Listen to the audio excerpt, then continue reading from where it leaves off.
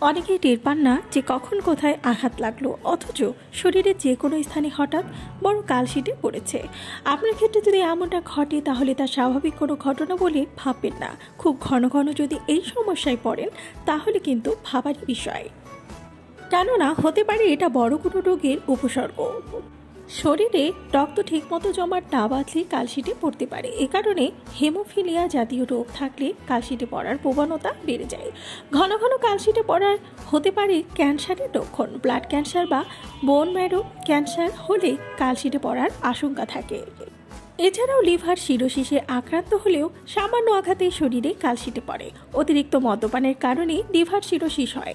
লিভারের যে প্রোটিন রক্ত জমাট বাঁধতে সহায়তা করে, সেই প্রোটিনের উৎপাদন কমিয়ে দেয় এই রোগ। ভিটামিনের অভাবে শরীরে পড়তে পারে কালশিটে, বিশেষ করে ভিটামিন সি এবং ভিটামিন কে এর অভাবে। বিশেষ কোনো ওষুধের প্রতিক্রিয়াও হতে পারে কালশিটে পড়ার কারণ। বিশেষ করে অ্যাসপিরিন জাতীয় ওষুধ রক্ত জমাট বাঁধতে দেয় না, তাই এই ধরনের ওষুধ খেলে কালশিটে পড়ার ঝুঁকি বাড়ে। ভাস্কুলাইটিসের কারণে রক্তনালীগুলো ফুলে ওঠে। এই রোগ হলে রক্তপাত এবং ঘা ছাড়াও রোগীর শ্বাসকষ্ট, অঙ্গ প্রত্যঙ্গে অসাড়তা, আলসার সহ শরীরে বিভিন্ন স্থানে বেগুনি দাগ দেখা যেতে পারে।